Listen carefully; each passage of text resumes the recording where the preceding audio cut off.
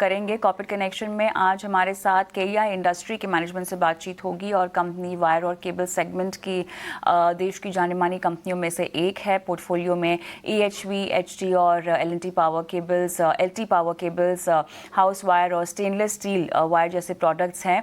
Growth outlook तो जानेंगे ही जानेंगे, लेकिन उसके अलावा यहाँ पर अल्ट्राटेक की एंट्री की खबर से आखिर कितनी चुनौती बढ़ेगी, इस पर भी उनकी राय लेंगे। केईआई इंडस्ट्री के CMD अनिल गुप्ता मेरे साथ जुड़ गए हैं। अनिल जी, बहुत बहुत धन्यवाद आपका, आपने समय दिया हमारी इस बेहद खास चर्चा के लिए। तो सुबह से ही हम देख रहे हैं कि अल्ट्राटेक सीमेंट की जो एंट्री की खबर आई है, केबल और वायर बिजनेस में कोहराम मचा हुआ है। कैपेक्स लगभग 1800 करोड़ का यहाँ पर जिससे शुरुआत हो रही है। अब सर, स्टॉक पर तो रिएक्शन देख ही रहे हैं हम, लेकिन आपसे क्योंकि आप जुड़े हैं हमारे साथ, तो ज़रा कंपटीशन जो बढ़ेगा इस इंडस्ट्री में उसको लेकर तस्वीर पेश कीजिएगा। क्या आपको लगता है कि इस तरह की एंट्री पूरी तरह से इस सेक्टर को डिस्टर्ब करेगी, जैसे कि हमने पेंट सेक्टर में होता हुआ देखा है? कैसे समझते हैं आप? मुझे अपने धन्यवाद मुझे अपने शो में बुलाने के लिए। देखिए, जब भी कोई नया कॉम्पिटिटर किसी बिजनेस में एंटर करता है तो इन्वेस्टर्स के लिए चिंता का विषय होता है। अल्ट्राटेक एक एक बड़ा ग्रुप है और बट पेंट की तरह या सीमेंट की तरह इसकी मार्केटिंग नहीं होती है। ये जो बिजनेस है इसमें प्रोजेक्ट्स रिलेटेड बिजनेस बहुत होता है और केबल्स का बिजनेस, वायर का बिजनेस भी दो तरीके से होता है। प्रोजेक्ट्स में भी जाता है और रिटेल प्रोडक्ट भी रहता है जो नॉर्मली डीलर्स के थ्रू ही सर्विस किया जाता है। तो दूसरा, इसके जो डीलरशिप के जो चैनल्स हैं वो भी डिफरेंट होते हैं कंपेयर टू जो डीलर्स पेंट में डील करते हैं या सीमेंट में डील करते हैं। वो डीलर्स इलेक्ट्रिकल प्रोडक्ट्स में को डील नहीं करते हैं। ये हम अभी तक हमारा ये एक्सपीरियंस है। दूसरा, किसी भी नए प्रोडक्ट की ब्रांडिंग करने में एक काफी वक्त लगता है। उसके उस बिजनेस के डायनेमिक्स को समझने में वक्त लगता है। तो मुझे नहीं लगता है कि शॉर्ट रन में ये बिजनेस को इम्पैक्ट करेगा। लॉन्ग रन में भी जिस तरह से मार्केट की जो डिमांड बढ़ रही है, उस डिमांड की बढ़त को देखते हुए किसी एक कंपनी को कोई बहुत बड़ा मार्केट शेयर मिल जाएगा, देखिए ऐसा होता डिमांड नहीं। की, जी गुप्ता साहब, देखिए डिमांड का आपने जिक्र किया। काफ़ी बड़ा हिस्सा इस पूरे मार्केट का अनऑर्गेनाइज्ड भी है, जो मेरे ख्याल से लोकली चलता भी है, जिसकी वजह से हम देख रहे हैं कि डिमांड कहीं ना कहीं मीट भी हो जाती है। अब इन सब से आगे बढ़ने के लिए आप किसी भी तरह की कोई खास स्ट्रैटेजी, रणनीति यहाँ पर अपनाएंगे?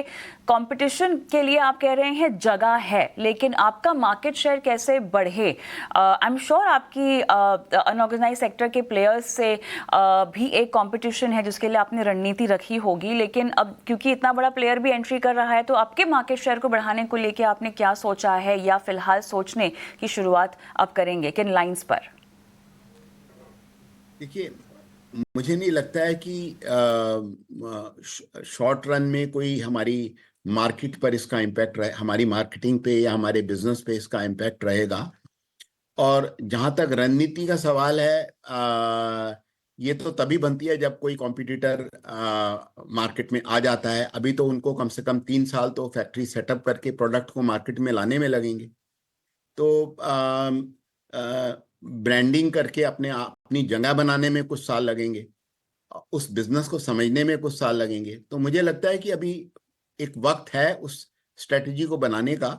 और जिस तरह से मार्केट सेगमेंट बढ़ रहा है, और हमारी तो मार्केट्स देश में भी हैं और विदेश में भी काफ़ी हैं। अगले 2 से 3 सालों में हमने पहले भी गाइड किया है कि हमारी 20% से ज़्यादा मार्केट शेयर जो है अपनी हमारी टर्नओवर का, वो एक्सपोर्ट से आएगा। तो हमारी जो रूट्स हैं वो इस बिजनेस में बहुत स्ट्रांग हैं।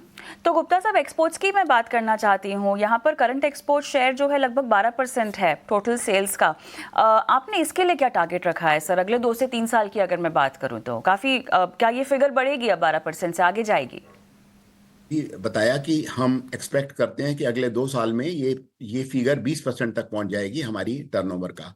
और अगर हम 20% CAGR से ग्रो करते हैं तो उम्मीद करता हूं अगले 2 साल में ये फिगर हम एक्सपोर्ट्स का फिगर ही हम 2,500 करोड़ तक लेके जाएंगे पर ईयर। और देश में भी मार्केट की डिमांड काफ़ी बढ़ रही है, इंफ्रास्ट्रक्चर सेक्टर में, रियल एस्टेट में नई इंडस्ट्रीज जो आ रही हैं। तो एक नए प्लेयर के सबसे आने से ज्यादा हमारी ग्रोथ पर कोई इम्पैक्ट नहीं सर है। ट्रैक्शन कहाँ पर होगा सबसे ज्यादा? अगर वायर एंड केबल की मैं बात करूं तो कहाँ पर आपको सबसे ज्यादा ट्रैक्शन और डिमांड दिखाई दे रही है? कुछ चुनिंदा नाम आपने बताए अभी। देखिए, सबसे ज्यादा ट्रैक्शन है एनर्जी सेक्टर में। एनर्जी सेक्टर में पावर जनरेशन, ट्रांसमिशन, डिस्ट्रीब्यूशन। अब जनरेशन वो सोलर से हो, विंड से हो, या थर्मल से हो, या हाइडल से हो। एनर्जी की प्रोडक्शन, एनर्जी की ट्रांसमिशन और एनर्जी की डिस्ट्रीब्यूशन। तीसरा, जो भी लोग एनर्जी को यूज करते हैं, इलेक्ट्रिसिटी को यूज करते हैं, जो भी सेक्टर्स हैं, उन सभी की ग्रोथ होगी। बिकॉज आप देख रहे हैं कि एनर्जी की जो कंजम्पशन है हर साल 6 से 7% बढ़ रही है। दूसरा, डाटा सेंटर्स बहुत तेजी से आएंगे, आर्टिफिशियल इंटेलिजेंस, IT मौके सेक्टर, बनते हुए दिखाई न्यू दे रहे हैं। कंस्ट्रक्शन। बिल्कुल हाँ, गुप्ता साहब, यहाँ मौके बनते हुए दिखाई दे रहे हैं। प्राइसिंग एनवायरनमेंट को लेकर पूछना चाहेंगे। आरएम प्राइसेस की अगर हम बात करें तो काफी वॉलेटाइल रहे हैं पिछले कुछ तिमाहियों से। कैसी तस्वीर पेश करेंगे आप कीमतों को लेकर, प्राइसिंग को लेकर? देखिए, प्राइसिंग इस इंडस्ट्री में पास थ्रू है। अगर केबल के प्राइस, अगर रॉ मटेरियल के जैसे मेटल्स के प्राइस बढ़ते हैं तो उसको इमीडिएटली जो है अगले ऑर्डर्स में कस्टमर्स को पास ऑन किया जाता है। इवन इन रिटेल ऑल्सो हर 15 दिन में प्राइसेस को रिव्यू किया जाता है और लिस्ट प्राइसेस को इंक्रीज या डिक्रीज किया जाता है in terms of pricing trend of raw material of copper and aluminium. तो आपने देखा होगा हमारी कंपनियों में पिछले 5 सालों में कितनी कॉपर में और एल्यूमिनियम में वॉलेटिलिटी रही है, लेकिन मार्जिन इम्पैक्ट कभी नहीं आया।